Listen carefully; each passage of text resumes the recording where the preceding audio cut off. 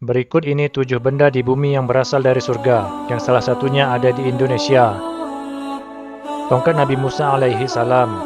Tongkat Nabi Musa alaihi salam ini dikabarkan berasal dari surga. Tongkat ini terbuat dari kayu as yang merupakan tanaman mulia. Tongkat Nabi Musa alaihi salam ini pernah berubah menjadi ular yang sangat besar dan membelah Laut Merah. Ini pun merupakan salah satu dari mukjizat yang Allah berikan dari surga kepada Nabi Musa alaihi salam. Kayu gaharu atau buhur.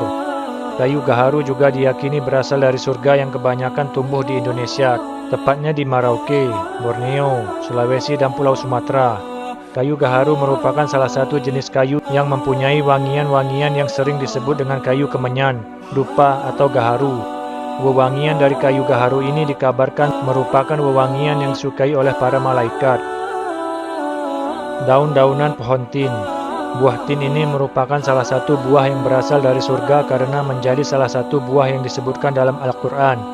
Demi buah tin dan buah zaitun. Surah At-Tin ayat 1. Cincin Nabi Sulaiman alaihi salam. Cincin Nabi Sulaiman alaihi salam juga dikabarkan berasal dari surga. Cincin ini merupakan mukjizat yang diberikan oleh Allah Subhanahu wa taala kepada Nabi Sulaiman alaihi salam.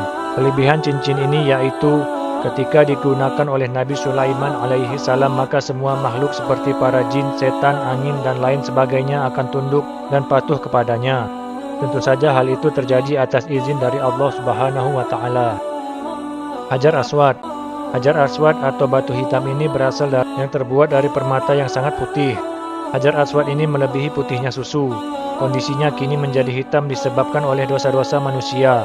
Dalam sebuah hadis yang diriwayatkan oleh Sayyidina Abbas, Nabi Muhammad SAW bersabda, Hajar Aswad turun dari surga, padahal batu tersebut lebih putih dari susu.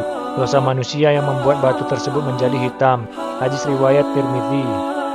Hajar Aswad diturunkan ke bumi saat Nabi Ibrahim alaihissalam diperintahkan Allah Subhanahu wa taala membangun Ka'bah dan dibantu juga oleh Nabi Ismail alaihissalam. Nabi Ibrahim alaihissalam meletakkannya di Ka'bah. Batu Maqam Nabi Ibrahim alaihi salam. Batu ini membantu Nabi Ibrahim alaihi salam dalam proses pembuatan Baitullah atau Ka'bah dan mempunyai kelebihan naik turun. Ketika Nabi Ibrahim alaihi salam perlu meletakkan batu-batuan dan tanah pada tempat yang tinggi dari Ka'bah, maka Nabi Ibrahim alaihi salam hanya cukup berdiri di atasnya. Lantas batu tersebut mengangkat Nabi Ibrahim alaihi salam ke atas, dan setelah selesai batu tersebut turun dengan sendirinya. Dalam batu tersebut menyisakan bekas telapak kaki Nabi Ibrahim alaihi salam. Batu tersebut dahulu juga memancarkan cahaya putih. Namun Allah Subhanahu wa taala memadamkan cahayanya karena seandainya cahaya tersebut masih ada digabungkan dengan cahaya Hajar Aswad, maka akan menerangi seluruh bagian yang ada di antara ufuk timur dan barat. Batu yang diikat di perut Nabi Muhammad SAW.